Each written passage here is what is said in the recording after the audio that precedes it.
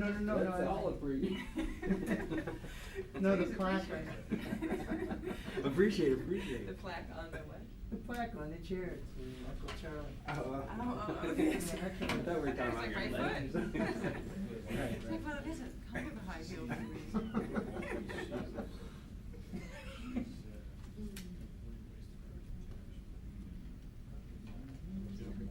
So, how are they treating you otherwise? Yeah, no, but he's. I didn't pay my internet bill, so I haven't had any connectivity in the building for now, like 3 weeks. You're kidding. So I'm just going back and forth. They can't complain about it too loudly. They'll be like, should come into the office, and I will not do that. Then I'll have to quit immediately. And I need to pay my mortgage. And it's just a grind. I'm writing like 2,000 words a day, every day.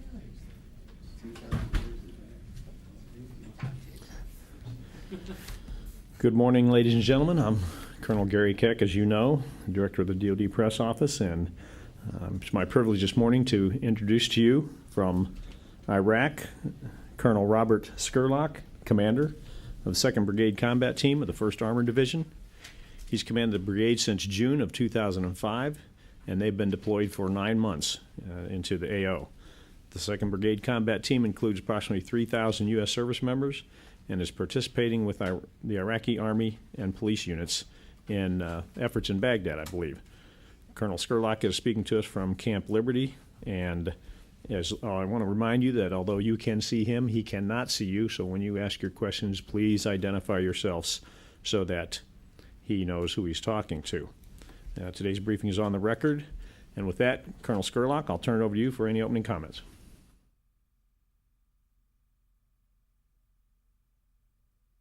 For this opportunity to talk to you today.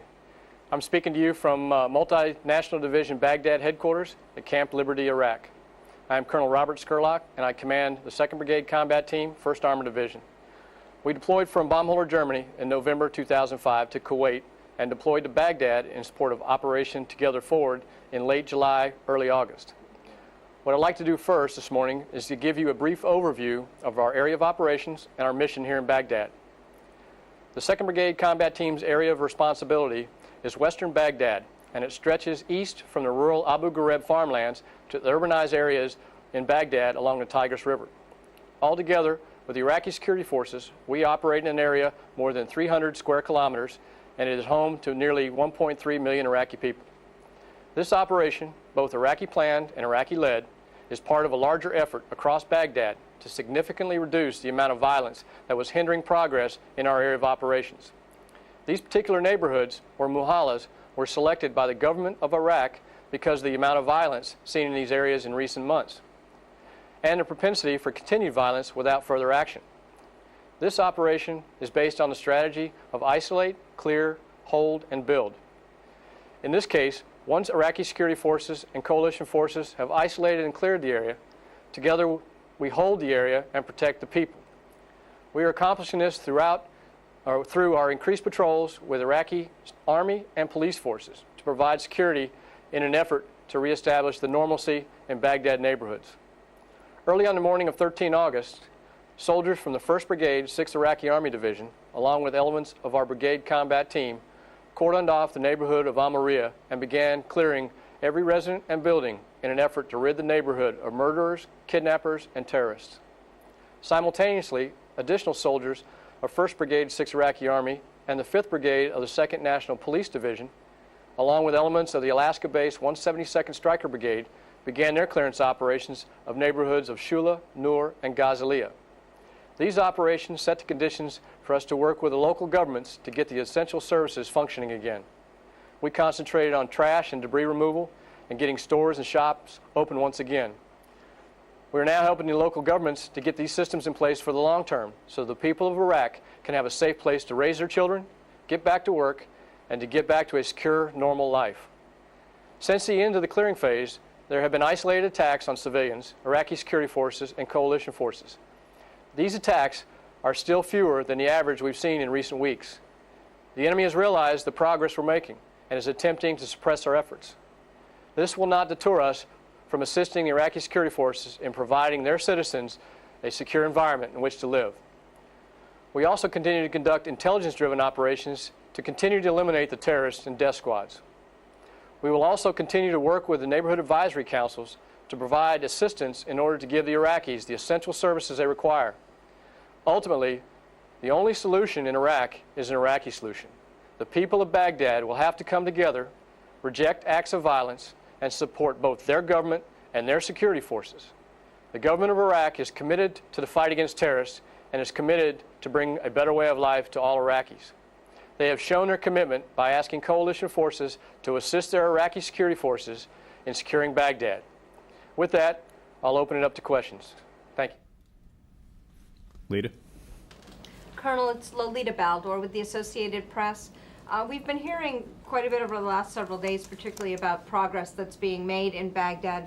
But can you give us any details on what the reduction in attacks is? Can you give us some sense of how many there were previously, what you're seeing now? A little more numbers, a little more detail. Yes. For example, in the month of July in Baghdad, there were 52 violent actions a day. And since the 2 weeks since we began the operations, the attacks have dropped down 41%. An example also would be for Amaria. Prior to operation taking place, there were 29 murders in the 30 days prior to operation. There's been 3 since the operation was completed. Pam? Colonel, this is Pam Hess with United Press International. Could you maybe explain what the strategy is there? From my understanding, Operation Together Forward doesn't do every neighborhood in Baghdad, but just select ones. I'm concerned, does that have the effect of forcing those who commit violence into other neighborhoods? Is it an effective strategy somehow? It is a very effective strategy because what it does is it shows the Iraqi people that their security forces, along with coalition forces, can provide a secure environment in a troubled area. For example, in Amaria, one of the most violent cities within Baghdad, we were able to, along with Iraqi security forces, cordon off the area, and then showing the Iraqi people that their security forces, showing them dignity and respect, conduct thorough clearing operations to rid their neighborhoods of terrorists, death squads, illegal equipment, and we conducted a census. We registered illegal weapons, confiscated illegal weapons, registered approved weapons, registered vehicles, and more importantly, it was the interaction and the demonstrated professionalism of the Iraqi soldiers to the local population that provided that confidence that they could provide the security across Baghdad. Hi, Colonel, this is Courtney Cubey from NBC News. You mentioned that the enemy is attempting to suppress your efforts. Can you just expand on that and give us some specific examples of how they're trying to do that? Yes, for example, we work all our efforts through the local governments. They're district advisory councils or neighborhood advisory councils, so we determine the exact needs of the people, where their priorities are. For example, 2 days ago, we were conducting one of these meetings, made tremendous progress, laid out a plan for the road ahead, and then on the way home, we had the head of the district advisory council received threatening phone calls, and we had an assassination attempt on another one of the members. These courageous people are doing everything they can to provide for the Iraqi people, and it's those terrorists and death squads that are trying to deprive the Iraqi people of a safe and secure environment. Jeff? Colonel Jeff Shogel, Stars and Stripes. Your unit recently moved in from Kuwait. Do you know if your time in the theater began when you got to Kuwait in November or when you got into Baghdad recently? Yes. Our time began when we got in Kuwait. And our mission is we are deployed for 365 days or mission complete, and there's been no change to that mission. Colonel, hi, it's Gordon Lubold at Army Times. You mentioned the number of attacks. Can you quantify how many of the attacks in your area there seem to be against U.S. troops or coalition troops versus violence just that is occurring in the area? I don't have exact numbers, but I would say it's probably about 30% against coalition forces, about 50% against Iraqi security forces, that's either police or army, and the remainder against civilians. Quantify like how that's changed over the last few months, or has it changed?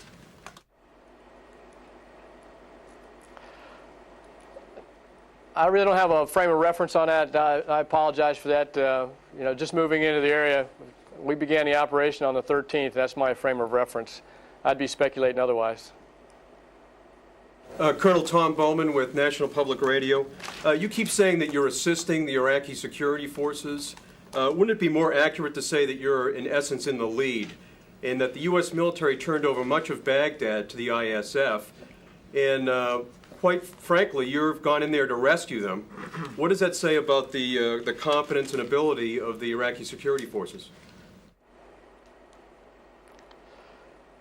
Well, first off, I disagree that we came in to rescue them. Our attempt all along was to help develop a professional Iraqi security force, both Army and the police, and they've come a long way. Now, we did have a troubling trend of violence that was occurring in Baghdad, and the Iraqi government decided to call in additional Iraqi forces and coalition forces to stem that violence. Now, working together with the Iraqis, it helps them to develop those skills and that professionalism. They're a young force, but they are making progress. And we are seeing great strides with the police that are now partnered with our military police. They're teaching them how to interact with the people, to do investigations. So the intent is to set the conditions in Baghdad where the Iraqi security forces can assume the security role. Jim. Jim Mannion from Agence France-Presse. I wonder if you could talk a little bit about the death squads and are they, you know, what their sort of command and control is. Are they being directed from, you know, from senior people in the militias, or are they operating independently of the militias? We see most of the problems either coming from Al-Qaeda in Iraq, Sunni rejectionist groups, Shia death squads, criminals. Really, we don't check what organization they're with. It may be radical elements of certain organizations, but there is no evidence that they're being really directed from anywhere at a higher level. I mean, there are different agendas out there, and there are many people out there that are trying to counter our efforts and that don't want to see the Iraqi government succeed. And we deal with each one of them individually. Oh, sure. Why is it that you're not interested in checking out who they're connected to?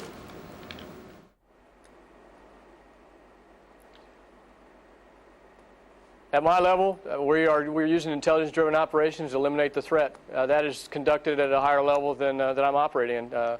Again, I operate at a tactical level, and our operations are conducted based on intelligence we're given from other organizations.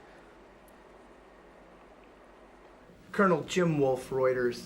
You may have already answered this question to the extent you say that there's no evidence that you found that any of these forces are being directed from a higher level, but I wanted to ask you specifically about any Iranian involvement. Is there any evidence that you're finding of Iranian involvement with any of these forces that you're dealing with? In interacting with the different people, some of the things we've been told, and this is coming from the Iraqi people, is that since we began this operation, some individuals have fled to Iran and conducted training from Iran, have received equipment and to do us harm. But in our area of operations, I have not seen any evidence of that.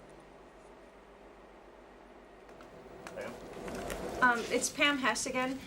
Two questions. Could you sketch out for us the learning curve of your forces? You guys got in there after so long in Kuwait. What mistakes did you make at the beginning, or what have you learned in the last few weeks that's improving your operations? And earlier to my question, you talked about one of the processes here is trying to develop the confidence of the Iraqi people in their ISF. Would you explain to us how you see that playing out? It's been my understanding that establishing that perception of security is the first step, and other things roll from there. If you could sketch that for us. Okay. Like I stated, we deployed to Kuwait in November, and we were held in Kuwait to be the theater reserve. We continued our training programs while we were there. We sent leaders reconnaissance up and operated in all different areas within Iraq, training with or operating with different forces that were already in Iraq. We took those lessons learned. We continued to train on all the different systems and processes in Kuwait. So our soldiers were very well prepared, had a lot of experience. About 40% of our force was in Baghdad. Last rotation, previous rotation in 2003, 2004. So a lot of people were familiar with Baghdad and operating in Baghdad. We also deployed one of our task forces to southern Baghdad as part of Operation Scales of Justice in March. And then we deployed 2 task forces in Ramadi, and they're operating there with our 1st Brigade now. So when we deployed the remainder of the brigade to Baghdad, we joined up with 2 task forces that had been operating in Baghdad, that were familiar with the area, that had relationships already built with Iraqi security forces, and we were able to bring in the 123 Stryker Battalion, who just came in from the 3rd Brigade of the 2nd Infantry Division, and we formed the Brigade Combat Team that we're operating with now. The intent there is to operate in the western Baghdad area. We maintain those relationships. We learn the lessons that those forces had already put into place, and so there was really no major lessons that we had to learn as a Brigade Combat Team. We pulled together the additional resources and surge forces in given towns to conduct these operations. And I'm sorry, the second part of your question, please? The notion of creating a perception of security as a first step in creating actual security. A lot of the problems are perceptions in Baghdad. The perception that the government may be favoring one group against another, that the security is only being provided in certain areas and being denied in others. But by demonstrating, first off, that the Iraqi Army can do very basic soldier tasks, can conduct thorough searches, can interact with the Iraqi people, can demonstrate that they treat everybody, regardless of ethnicity, with dignity and respect, demonstrates that they are capable and that they can provide security in their areas. So to have people in Almeria out playing soccer in the streets and opening shops and out picking up trash and assisting us in clearing the debris in their streets, talking about it, the upcoming school seasons, getting back to a normal life, it demonstrates that confidence that they have that things are getting better. And then we assist the government in the local areas to gain those essential services. When they see that they can get the fuel for their generators to run the air conditioner, their fans, when they see they can get medical help, they see the trash and the debris leaving their towns, and they see that the sewage systems are being taken care of. Those basic essential services is a form of security in itself, and they see that the government and their security forces are providing that, and that's how we give that confidence. Nick. Colonel, it's Nick Simeone at Fox News. How do you ultimately secure Baghdad if the Iraqi people don't trust the police? They are gaining that trust in their police. It's a different way of dealing with the police. It's a cultural shift because of the way the police operated in the past. Now they're operating more as policemen. Now before they used to sit in their police stations and wait for calls to handle situations that happened. They were not trusted by their government. Now they're doing policing functions. We've got the International Police Liaison Organization out there with them. We've got our military police out there. And now it's time that they show the people that they can do what is required of a policing force. Issue infiltration of Shiite militias. We hear that the Iraqi people are afraid of the police because they're infiltrated by the Shiite militias. How do you solve that? Again, that is a perception, and that is a reality in some cases. And the Iraqi police, the Iraqi government, the Iraqi army is working hard to root out whatever infiltration is there. And there's no way you can deny that there is efforts to do that. The same as in corruption in parts of the government. It's a young government. It's going to happen, and the government is actively pursuing rooting out those problems. Sir, it's Mike Mount with CNN. For your long-term goals there for security in your AOR, for so often we've seen U.S. troops mixed with Iraqi troops go into these neighborhoods. This is all around Iraq. Provide security, and you see the violence go down. And then when the troops leave, the violence tends to pop back up, and you're kind of playing a game of whack-a-mole. What are the long-term goals you're seeing there to kind of prevent that from happening again in your AOR? Well, the long-term goal is that we set the conditions where the Iraqi security forces can handle the security in their area. That it's at a level that based on the amount of Iraqi police and Iraqi army forces that are in the area, that it can handle those spikes of violence. To this point, again, it is a very young force. It's still a force that's equipping. It's still a force that is getting the basic logistics systems in place, but they're making progress every day. And our goal is to get them to a level where they can assume that security role by themselves, and they're getting there. And the government is gaining their confidence that they can do that. Colonel Tom Bowman with NPR.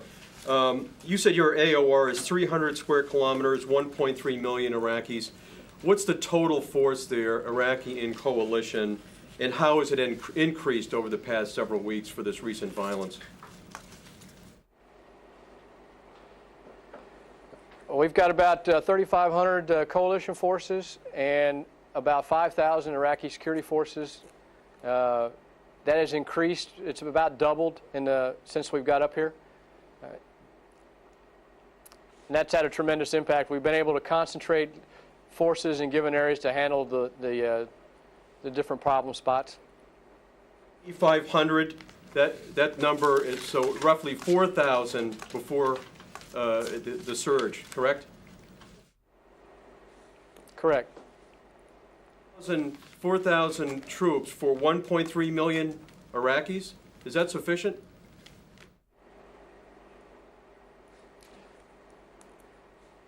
With the Iraqi police that's also operating there, I believe it is. And again, it's the Iraqi people also participating in this security effort.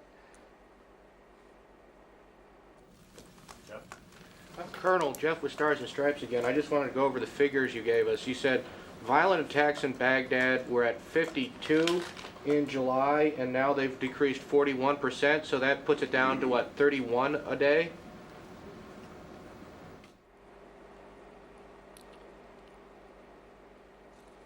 Yeah, I believe that's right. Neighborhood, is that 29 per day or 29 per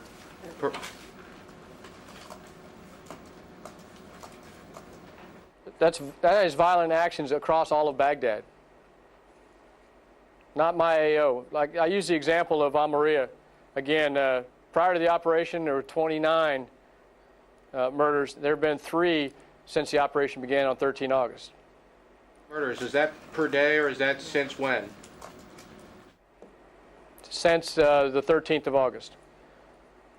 The 29 was the 30 days prior to the operation. Colonel Carl Osgood with Executive Intelligence Review. Part of, I mean, what I'd like to know is what are the logistics capabilities of the ISFs that you're working with? What is their ability to support themselves without backup from U.S. combat service support? Well, they are working through the systems. One of the challenges, there's a fuel shortage across the country, and getting fuel to the right locations, to the right forces, has been an issue. Getting the systems across the different ministries, being able to funnel the money and the supplies to the units.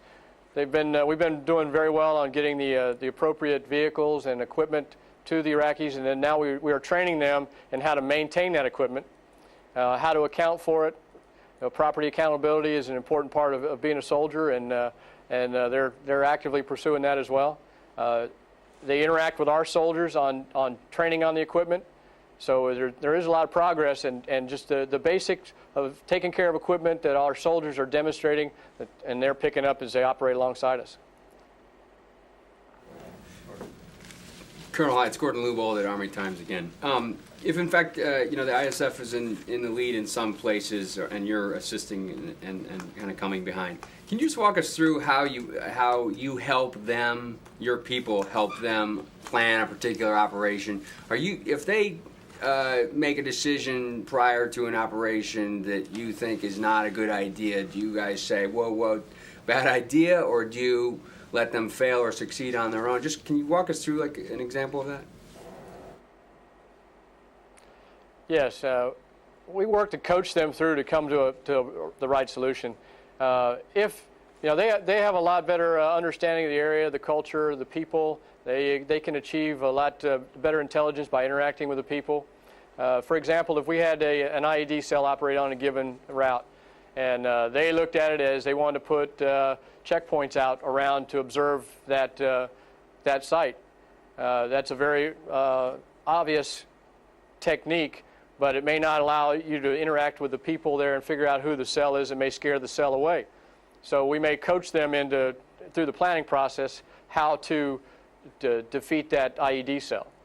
A lot of it is interaction, and they're coming along in their planning process. They've got some very competent leadership, so a lot of it is just the interaction. And we help them understand how you do the analysis, the intelligence you're getting. We provide them questions to ask to help refine their intelligence. So it's really working together to come to the right solution. Just the last one, Louis.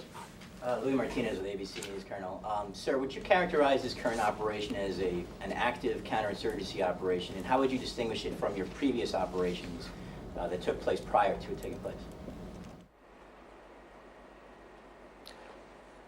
Well, I think it's definitely a counterinsurgency operation, and it's based on the government of Iraq's concern of that increase in violence. They wanted to get a secure Baghdad so they can move on and provide those essential services and that governance that the Iraqi people need. And it is an attempt to get the Iraqis in the lead, in charge of security, where they can do it independent of the coalition forces. And that's where we're headed. And I think it's taken effect. It's having a definite change, and you can see it across Baghdad. I was in Almeria yesterday with General Abizaid, and he was walking around on the main street talking to store owners and asking them their opinion of what's going on in Almeria, what's going on in Baghdad. And their concern was more about electricity than security. So I would say it's having a definite impact. The people are gaining the confidence, and I think we're making progress. I remain cautiously optimistic, but we are making progress, and I think we're going to succeed. Well, Scurlock, we sure appreciate you taking time to be with us today. Turn it over to you for any final comments. Okay, thanks, Gary. I do appreciate the questions, and I appreciate you taking the time today to talk to us about this important operation. I'd like to close by telling you that from what I've seen in the past 2 weeks, like I said, I am cautiously optimistic.